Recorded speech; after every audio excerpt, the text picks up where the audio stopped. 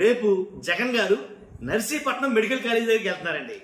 ఎందుకంటే అయ్యన్న పాత్ర గారు రమ్మన్నారు. ఆయన నువ్వు రా, దమ్ముంటే రండి, చూపించండి, రండి, ఇక్కడ అసలు కాలేజీ లేదు, జీవో లేదు, జీవో లేకుండా కాలేజీ ఎలా వచ్చేసిందని మాట్లాడారు కదా.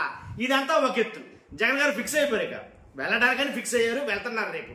కానీ ఆయన వెళ్లే మార్గం ఏదైతే ఉందో, ముందైతే కనుక హెలికాప్టర్లో వెళ్ళాలి, హెలికాప్టర్ అయితేనే పర్మిషన్ ఇస్తాం, బై రోడ్డు అయితే కనుక పర్మిషన్ లేదు అని అన్నారు. తర్వాత మరలా కొన్ని షరతులతో ఇంచుమించుగా 18 ఎన్నో అన్నారు, ఆంక్షలతోటి పర్మిషన్ అయితే ఇచ్చారట.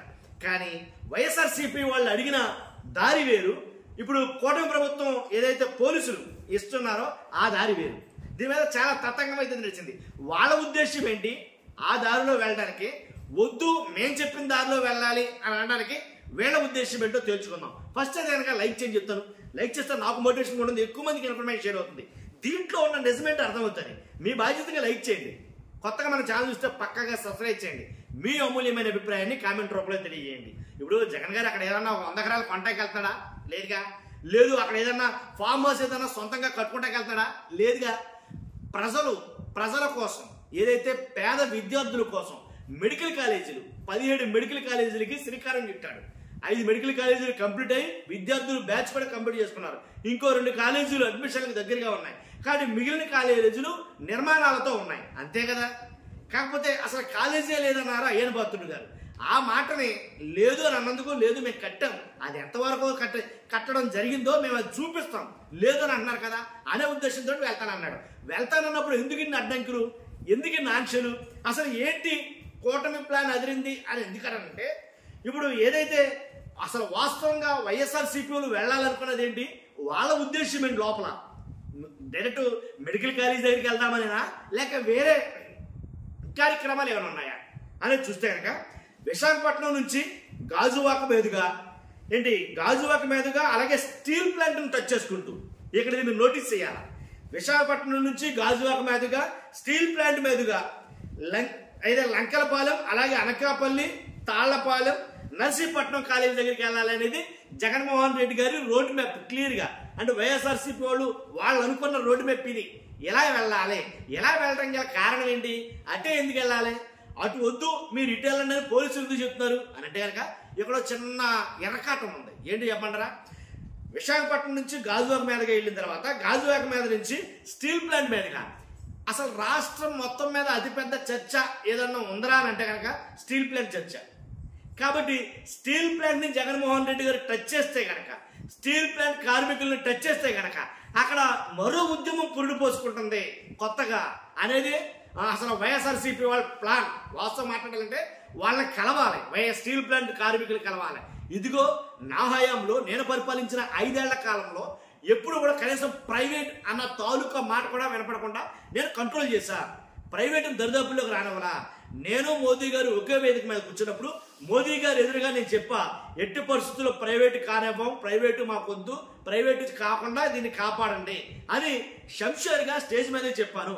కాబట్టి ఈ రకమైన మాటలు స్టీల్ ప్లాంట్ మీదకి వెళ్తే కనుక స్టీల్ ప్లాంట్ కార్మికులతో జగన్మోహన్ రెడ్డి మాట్లాడతాడు, అలాగే స్టీల్ ప్లాంట్ గురించి కూడా మాట్లాడతాడు.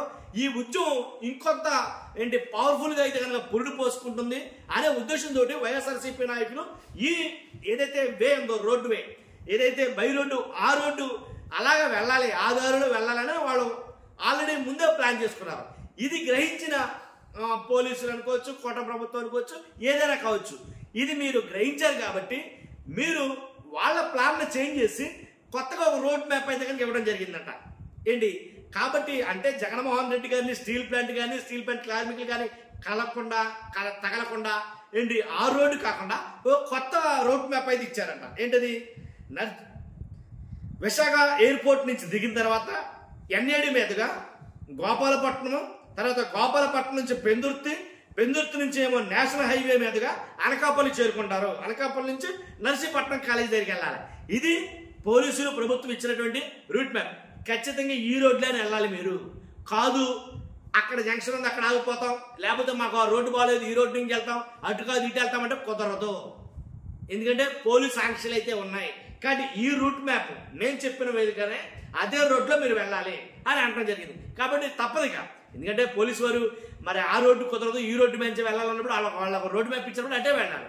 తర్వాత తర్వాత పోలీసు వాళ్ళ సైడ్ నుంచి ఆలోచిస్తే వాళ్ళకున్న ప్రాబ్లమ్స్ ఏంటంటే జగన్మోహన్ రెడ్డి గారు వస్తే జనాలు బేభత్సంగా వచ్చి మెదడిపోతా ఉంటారు, ఇది వాస్తవం. కాబట్టి తగినంత పోలీసులు సిబ్బంది లేరు. ఎందుకని ఆల్రెడీ మహిళా క్రికెట్ మ్యాచ్ ఒకటి జరుగుతుంది, అక్కడికైతే కనుక చాలా మటుకు సిబ్బంది అక్కడికి వెళ్ళిపోయారు, సిబ్బంది తక్కువగా ఉన్నారు. జగన్మోహన్ రెడ్డి గారిని తెలియదే ఉంది 68,000 మంది దాకా వచ్చే అవకాశం ఉంది మాకున్న రిపోర్టు ప్రకారం అని సాక్షాత్తు పోలీస్ అధికారులే చెప్పారన్నమాట. అంటే జగన్ గారు వస్తా ఉంటే ఇంచుమించుగా ఇలా క్యాలిక్యులేషన్సే 68,000 వేసేసారు. కాకపోతే దాని 2-3 ఎంతలే అయ్యే అవకాశం ఉంది. ఎందుకంటే జగన్ గారు అంటే జనం ఆటోమేటిక్గా తండాలకు వచ్చేస్తారు, దాంట్లో ఎలాంటి డౌట్ లేదు. కాబట్టి దానికి ప్రత్యక్ష సాక్ష్యం ఏంటంటే ఎంతకు ముందు జరిగినటువంటి ఏదైతే జగన్ గారి పర్యటనలు ఉన్నాయో ఆ పర్యటన తాలూకు ఒక్కొక్కటి చూసుకుంటే మనకు క్లియర్ కట్ అర్థమైపోతుంది జనాలు ఎలా వస్తారనేది. కాబట్టి ఈ జనం అందరితోటి ఆ విశాఖపట్నంలో స్టీల్ ప్లాంట్ని టచ్ చేసుకుని స్టీల్ ప్లాంట్ కార్మికులతోటి మరలా అక్కడ ఏదైనా మాట్లాడితే మొత్తం రాష్ట్రం అంతా కూడా గుప్పుమంటది, ఒకేసారి స్ప్రెడ్ అవుద్ది. మరలా లేనిపోయింది, ఇది ఒక నేషనల్ ఇష్యూ అయినా ఆశ్చర్యపోవడం లేదు. కాబట్టి జగన్మోహన్ రెడ్డి గారిని ఆ దారిని వెళ్లకుండా జస్ట్ అలా యూటర్న్ తీసుకుని అటు టచ్ చేయకుండా ఏదైతే విశాఖ ఎయిర్పోర్ట్ నుంచి ఎన్ఏడి మీద నుంచేమో గోపాలపట్నం నుంచేమో పెందుర్తి నుంచేమో నేషనల్ హైవే మీదుగా అనకాపల్లి నుంచి నర్సీపట్నం కాలేజ్ దగ్గరికి ఒక రూట్ మ్యాప్ అయితే కనుక దాన్ని టచ్ చేయకుండా వీళ్ళు రూట్ మ్యాప్ ఒకటి డిజైన్ చేసి వైఎస్ఆర్సీపీ పార్టీ వాళ్ళకి అందించారట. వాళ్ళు ఇందుకోసమే మీరు మాకు ఈ రూట్ మ్యాప్ ఇచ్చుంటారని వాళ్ళు ఓపెన్గా చెప్తున్నారు. ఎవరైతే మాజీ మంత్రి ఆయన గుడివాడ అమర్నాథ్ గారు, కాబట్టి ఆయన మాట్లాడిన మాటలు. కాబట్టి ఎట్టి పరిస్థితుల్లో జగన్మోహన్ రెడ్డి గారిని స్టీల్ ప్లాంట్లోకి వెళ్ళాము, స్టీల్ ప్లాంట్ కార్మికులతో మాట్లాడినాము అనే ఉద్దేశంతో ఈ రూట్ మ్యాప్ ఇచ్చుంటారు. అయినా మాకేం పర్వాలా, మేము ముందు వెళ్ళాలనుకున్నది ఏంటి, అక్కడ కాలేజీ ఉంది అని ప్రూవ్ చేయడం కోసం మేము వెళ్ళాలనుకున్నాం. కాబట్టి కాలేజీ ఉందని మేము ప్రూవ్ చేయడం కోసం వెళ్తున్నాం. కాబట్టి 100% ఒకవేళ మేము అది టచ్ చేయకపోయినా సరే, అంటే స్టీల్ ప్లాంట్ కార్మికులతో కానీ స్టీల్ ప్లాంట్ విషయం గురించి మాట్లాడకపోయినా కానీ మేము అక్కడికి వెళ్తాం, ఎక్కడికి కాలేజీ గడికి. కానీ ఇంతలో ఇంకో ట్విస్ట్ ఏంటంటే కూటమి ప్రభుత్వానికి వైఎస్ఆర్సీపీలు ఇంకో ట్విస్ట్ ఇచ్చారు. ఏంటి చెప్పంటారా?